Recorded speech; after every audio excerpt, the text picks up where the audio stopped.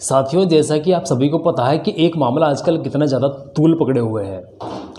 एक गुंडा पिस्टल हाथ में लेकर और सिगरेट मुंह में जलाकर धुआं फेंकता हुआ एक शादी में जाकर विघ्न पैदा कर देता है और उसके ऊपर कार्रवाई करने के बजाय वो आज तक वो फरार है। और लापरवाही प्रशासन की भी देखी जा सकती है कि वो एक परिवार को मारने तक की धमकी देता है और वहाँ से आज तक फरार ही घूम रहा है, जबकि उसके ऊपर कार्रवाई हो जानी चाहिए थी। वहाँ पर वो शादी में जाकर विघ्न तो पैदा करता है, जाति सूचक गालियाँ भी परिवार को देता है। मामला है छतरपुर का। मैं बात करूँगा, आप लोगों से बने रहेगा मेरे चैनल पर। मैं आपका दोस्त राजीव। सबसे पहले सभी प्यारे साथियों को दिल से जय भीम, जय संविधान, जय भीम आर्मी। साथियों, जातीय शोषण कितना ज़्यादा इस देश में देखा जाता है।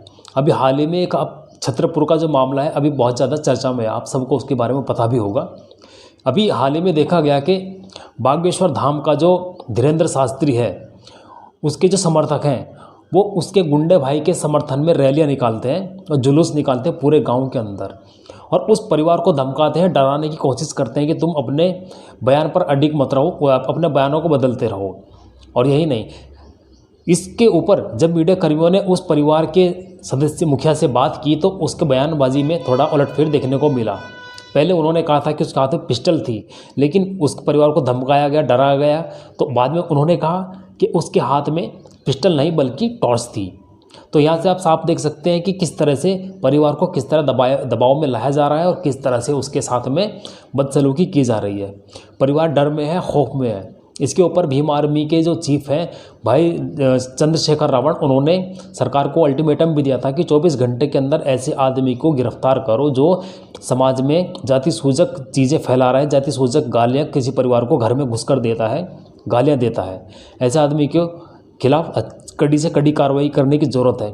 लेकिन आज भी वो आदमी फरार है और उसके खिलाफ अब तक कोई भी कार्रवाई नहीं हुई। साथियों, कि आप लोग क्या साथियों, आप लोगों को क्या लगता है, क्या इसमें प्रशासन की लापरवाही है? जी हाँ, इसमें साफ साफ देख सकते हैं कि वहाँ पर धीरेन्द्र शास्त्री जो धर्म प्रचारक कहा जाता है, बड़े बड़े पंडालों में कथावाचक के रूप में जाना जाता है कि बड़े बड़े पंडालों में कथा करता है, वहाँ पर बड़े बड़े राजनेता भी उनके पैरों में सर झुकाते हैं। तो यहाँ से आप देख सकते हैं कि किस तरह से प्रशासन के जो आला अधिकारी हैं वो भी ऐसे गुंडों के सामने अपने सर को टिकाते हैं। तो ऐसे में अगर प्रशासन ही ऐसे गुंडे लोगों के साथ में समर्थन में खड़ा होगा तो इस देश के अंदर क्राइम क्यों नहीं फैलेगा? सबसे पहले तो जिस दिन ये वीडियो सामने आई थी, प्रशासन के सामने ये चीज़ आ गई थी कि एक आदमी जिसमें जो वीडियो में साफ दिख रहा था कि पिस्टल लहरा रहा है और फायरिंग भी करने की वहाँ बात हुई थी कि उसने 3-4 फायरिंग भी की थी, उसके बाद भी उसके ऊपर कोई कार्रवाई नहीं हुई। उल्टा उस परिवार को ही समझौता करने की बात कही गई।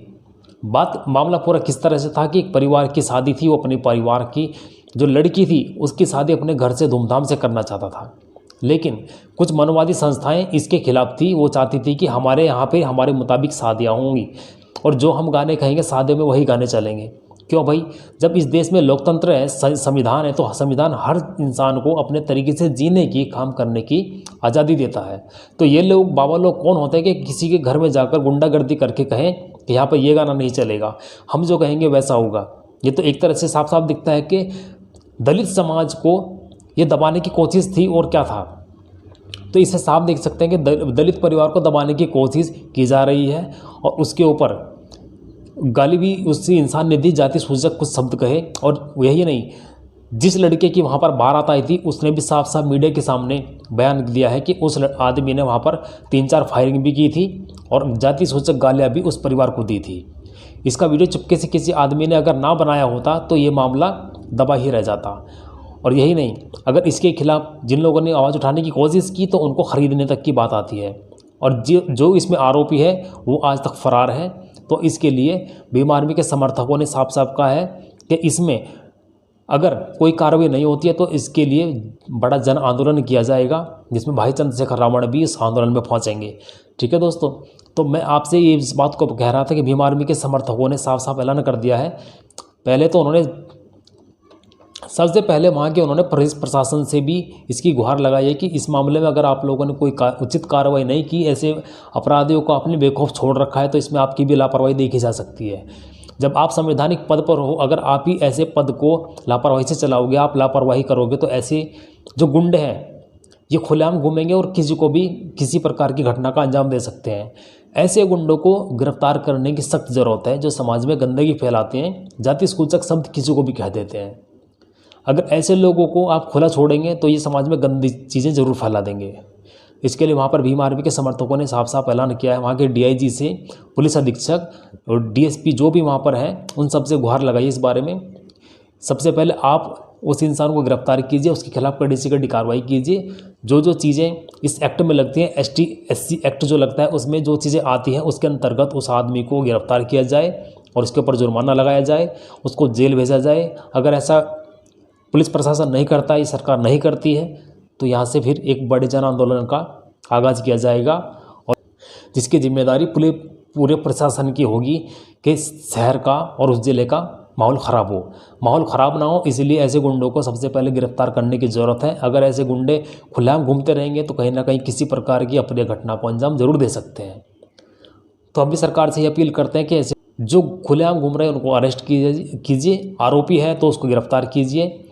अब कई दिनों से सुनने में आ रहा है कि अभी इसकी जांच चल रही है, जबकि जांच करने का तो कोई मुद्दा ही नहीं बैठता जब उसमें साफ साफ दिख रहा है कि साफ साफ बयान भी दिया है उन लोगों ने जिनके साथ ये वारदात हुई है कि भाई उसने घर में आकर जाति सूचक गालियाँ दी, जाति सूचक टिप्पणियाँ की, पिस्टल लहराई, फायरिंग की और यही नहीं उसके जान से मारने की धमकी दी। इस प्रकार की कुछ चीज़ें उसने वहाँ पर कही और कहने को कहे तो वो एक धीरेन्द्र शास्त्री का भाई है जो कुछ वो भी कथा पाठ वगैरह करता है। तो जैसी उसकी हरकतें थी, नशे में गांजा फूंक कर वो आया था, उससे लग तो नहीं रहा था कि किसी प्रकार की वो कथावाचक करता होगा।